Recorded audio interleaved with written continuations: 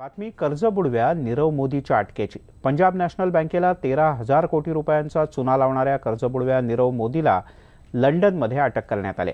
त्याला लंडन इथल्या न्यायालयामध्ये हजर केलं जाणार आहे। भारतामध्ये घोटाळा करून फरार झालेल्या या उद्योगपतीच्या विरोधात लंडनमधल्या वेस्टमिनिस्टर न्यायालयाने अटक वॉरंट जारी केलंय। भारतामध्ये घोटाळा करून लंडनमध्ये फरार झालेल्या नीरव मोदीचा व्हिडिओ काही दिवसांपूर्वीच समोर आला होता।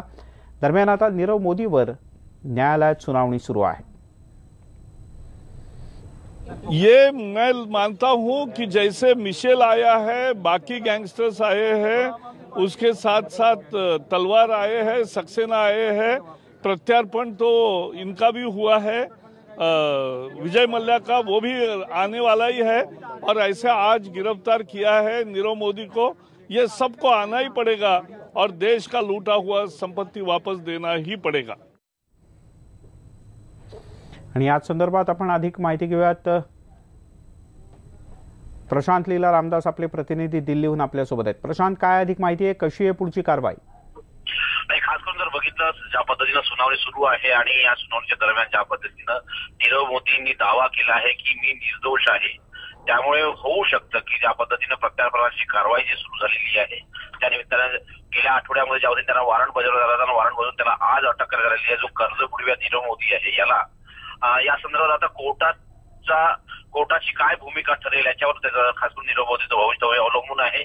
जर कोर्टाने म्हटलं की याला प्रत्यार्पण होऊ शकत नाही आणि याचा जो गुन्हा आहे त्या संदर्भातली कारवाई तुम्हाला याच लंडनमध्ये चालवावं लागेल तर तरच चालवावं लागेल, त्यानंतर आम्ही निर्णय घेऊ असं होण्याची शक्यता आहे। ज्याबद्दल विजय मल्ल्याच्या प्रकरणामध्ये ज्या पद्धतीने अटक केल्यानंतर त्याला काही वेळा त्याला पुन्हा जामीन मिळाला होता, त्याच धर्तीवरती जामीन मिळण्याची शक्यता देखील नीरव मोदीला आहे। पण या संदर्भात आता सुनावणी सुरू आहे, लवकर या संदर्भातली माहिती पुढील। पण महत्वाचं म्हणजे आजच्या घडीला नीरव मोदीला अटक झालेली आहे आणि हे एक मोठं यश प्रवर्तन निदेशालय मंत्रालयाचं मानलं जाऊ शकतं। प्रशांत, तुर्तास धन्यवाद या माहितीबद्दल। शैलेंद्र देवळाणकर आपल्यासोबत आहेत, भारताच्या आंतरराष्ट्रीय संबंधांचे अभ्यासक। सर, कसं पाहता या निर्णयाकडे? हा भारताच्या राजनैतिक वाटाघाटींचा सुद्धा विजय? निश्चितच हा भारताचा एक महत्वपूर्ण राजनैतिक विजय आहे असं आपल्याला म्हणावं लागेल। प्रथम तर मिलिंदजी, काही गोष्टी लक्षात घेणं गरजेचं आहे की प्रत्यार्पणाची प्रक्रिया जी इंग्लंडमधनं भारतातली आहे अत्यंत जटिल अशा स्वरूपाची प्रक्रिया आहे। भारत आणि इंग्लंड या दोन्ही देशांमध्ये प्रत्यार्पणाचा करार हा 1992 साली झाला आणि तो 93 साली अस्तित्वामध्ये आला। तर 93 पासून तर 2019 म्हणजे 26 वर्ष झालेली आहेत। या 26 वर्षांमध्ये आतापर्यंत भारताने 28 गुन्हेगारांचं प्रत्यार्पण करा अशा प्रकारची मागणी ही आतापर्यंत इंग्लंडकडे केली आहे आणि यापैकी केवळ एक आतापर्यंत त्याचं प्रत्यार्पण करण्यात आलेलं आहे आणि त्या व्यक्तीचं नाव आहे समीर भाई पटेल। हा व्यक्ती होता जो 2002 मधले जे गुजरातमध्ये जातीय दंगे झालेले होते त्यातला हा मुख्य आरोपी होता आणि त्याची मागणी भारताने 2004 मध्ये केलेली होती, पण 2016 मध्ये त्याचं प्रत्यार्पण करण्यात आलं। याच्यावरनं प्रत्यार्पणाची जी एकूणच प्रक्रिया आहे किती जटिल आहे, किती कठीण आहे हे याच्यावरनं स्पष्ट होतं। परंतु यावेळेस मात्र परिस्थिती बदललेली आहे।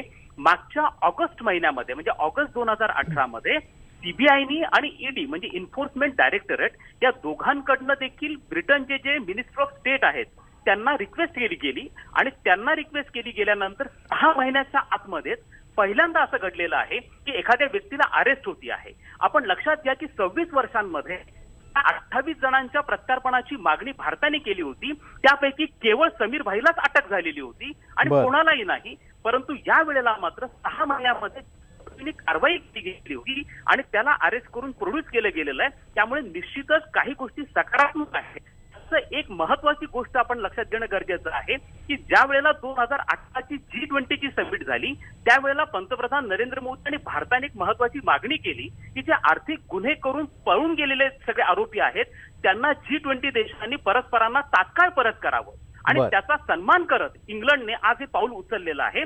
परंतु यामध्ये 2 ते 3 गोष्टी आहेत। एक तर नीरव मोदींनी असायलम म्हणजे शेल्टर मिळावं यासाठी अप्लाय केलेला आहे, त्यामुळे त्याचा शेल्टर मिळण्याच्या याच्यावरती प्रथम सुनावणी होऊ शकते। त्याचप्रमाणे त्याला हायकोर्टमध्ये जाण्याची मुभा आहे, त्याला सुप्रीम कोर्टमध्ये जाण्याची मुभा आहे, त्याचप्रमाणे त्याला बेल घेण्याची देखील मुभा आहे। या सगळ्या गोष्टी त्याला अलाउड असल्या आहेत।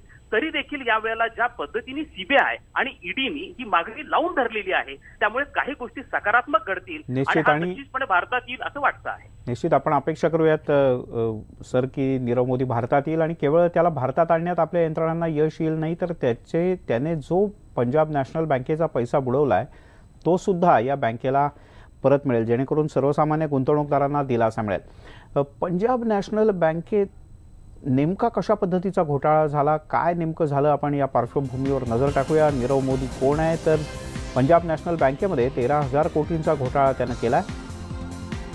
घोटाळ्यानंतर नीरव मोदी देश सोडून फरार झाला. नीरव मोदीची 5 स्टार डायमंड कंपनी आहे. नीरव मोदी डायमंड ब्रँड या नावानं जगभरात ज्वेलरी शोरूम्स आहेत. भारतातला डायमंड किंग अशी सुद्धा नीरव मोदीची ओळख आहे. बेल्जियममधून नीरव मोदी भारतात आला होता. नीरव मोदीचा भारतीय पासपोर्ट हा रद्द करण्यात आला आणि आता त्याला अटक करण्यात आली आहे आणि अपेक्षा आहे की लवकरच त्याचं हस्तांतरण सुद्धा होईल.